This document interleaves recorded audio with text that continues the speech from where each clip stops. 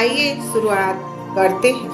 हमारे जीवन में प्राचीन काल से भाट जाति का महत्वपूर्ण और उपयोगी स्थान रहा है। प्राय सभी जातियों के अपने अपने भाट होते हैं। ये भाट अपनी बहियों में अपने यजमानों की पीढ़ी वंशावली रखते हैं। विवाह शादी तथा विशिष्ट प्रसंगों पर ये यजमानों के सम्मुख उनका वांचन करते हैं।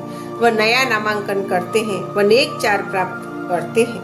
भारत में भाटों को बहुत ही सम्मान की दृष्टि से देखा जाता है। जब भाट राजा यजमानों के वहां जाते हैं तो उन्हें ऊंचे आसन पर बिठाया जाता है और संपूर्ण राजा जैसा सम्मान किया जाता है। उनके झूठे बर्तन बड़े घर की औरतें भी मांजकर पुण्य कमाना चाहती है, ऐसा साहित्य बताता है। भाट राजा माँ सरस्वती के मानस पुत्र माने जाते हैं। इनकी जबान व कंठ में माँ सरस्वती विराजित रहती है।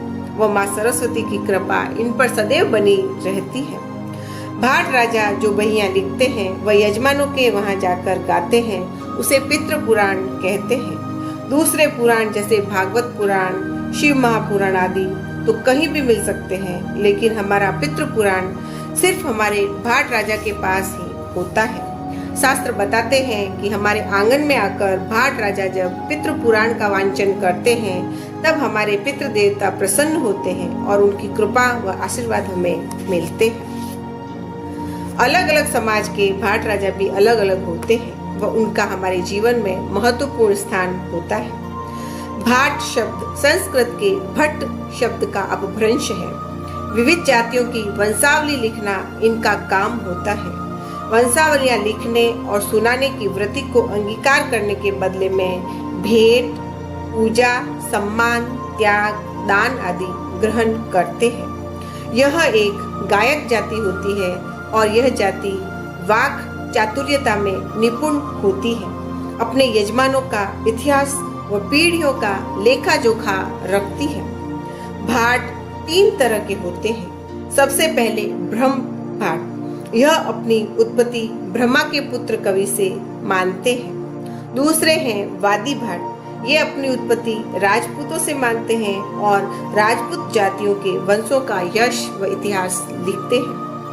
तीसरे होते हैं रानी मंगा भाट, ये भाट राजा महाराजाओं की रानियों का इतिहास और वंश परिचय लिखते हैं। भाटों के स्तुति गान संबंधी परंपरा का रामायण काल में भी उल्लेख मिलता है। छुनछुन नाम का भाट शेषनाग के भाट थे। शेषनाग ने प्रसन्न होकर उन्हें उपहार स्वरूप मणि प्रदान की थी। धारा नगरी के राजा भोज के वंशज जयदेव पंवार के राज्य में महिला भाट कंकालन भी काफी प्रसिद्ध थी। छत्रपति शिवाजी के समकालीन गंगा भाट ने भी काफी लोकप्रियता अर्जित की थी। पृथ्वीराज चौहान के दरबार में भाट चंद बरदाई को राजकवि का दर्जा हासिल था। चंद बरदाई के बारे में एक रोचक किंवदंती है कि भारत पर हमला करने के बाद मोहम्मद गोरी जब पृथ्वीराज चौहान को बंदी बनाकर गौर ले गया और यातनाएं देने के बाद उनकी दोनों आंखें फुड़वा दी, तब चंद बरदाई ने शब्द भेदी बाण की कला के प्रदर्शन के बहाने उन्हें छुड़ाने की तरकीब भिड़ाई थी।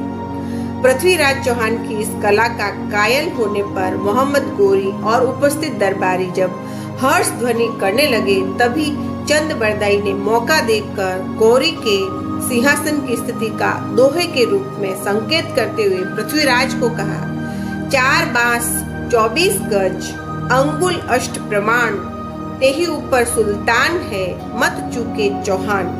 पृथ्वीराज के लिए इतना संकेत पर्याप्त था। उन्होंने तुरंत ही बाण छोड़कर सुल्तान को ढेर कर दिया।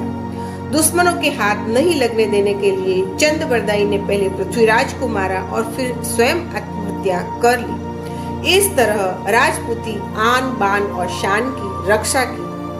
भाटों को राजस्थान में रावजी, पावड़िया, वही भाटव और बड़वाजी भी कहते हैं। मालवा में ठाकुरवा कहते हैं। नीबाड़ में रावजी और भाट कहते हैं। होशंगाबाद में जागाजी महाराज कहते हैं। उत्तर प्रदेश में मटिया जी कहते हैं। पंजाब और हरियाणा में कनीसर और रानी मंगा तथा गुजरात में इनको बारोट कहते हैं।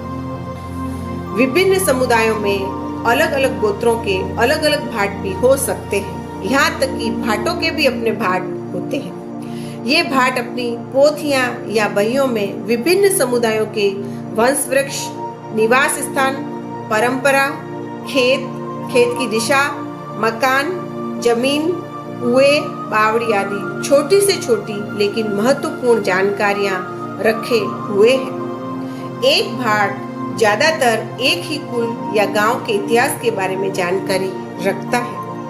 जब भाट राजा विशिष्ट शैली में यजमानों की वंशावली का गायन करते हैं तो संबंधित व्यक्ति में कौतूहल जाग उठता है और वह रोमांचित हो जाता है।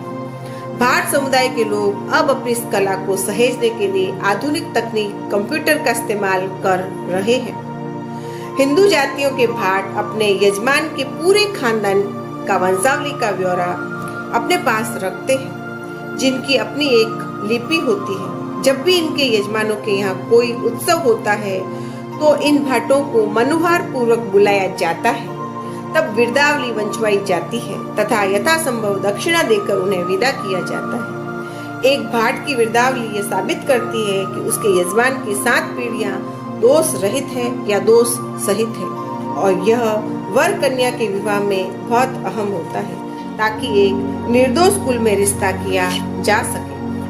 कई बार जायदाद के बंटवारे से संबंधित विवाद में कोर्ट को भी भाटों की शरण लेनी पड़ती है ताकि जायदाद के असली मालिक की पहचान हो सके। इसके लिए उनकी विरदावली या वही के लेख को सबूत के तौर पर पेश किया जाता है, क्योंकि ये पीढ़ी दर पीढ़ी चली आ रही होती है। अयोध्या के मामले में जब सुप्रीम कोर्ट ने पूछा राम के वंशज कहाँ हैं, जयपुर के राज परिवार ने राम के वंशज होने का दावा किया था। उन्होंने कहा था कि हम राम की बेटी कुश के नाम कुशवाहा वंश के उत्तराधिकारी हैं। उनके लिए सबूत में एक वंशावली दी गई जिसमें भगवान राम के सभी वंशजों के नाम क्रमवार लिखे गए थे। कुशवाहा वंश की वंशावली के मुताबिक 62वें वंशज राजा दशरथ, 63वें राम और 64वें कुश थे। 289वें वंशज सवाई जय सिंह है और अभी के 307वें वंशज महाराजा भवानी सिंह है। गांवों में भी आज भी भाटों का बहुत सम्मान होता है। यह मैंने भाट राजा के बारे में बहुत ही दुर्लभ जानकारी आपको दी है। इसे शेयर अवश्य करें। आज बस इतना ही। मिलते हैं नए वीडियो में। धन्यवाद।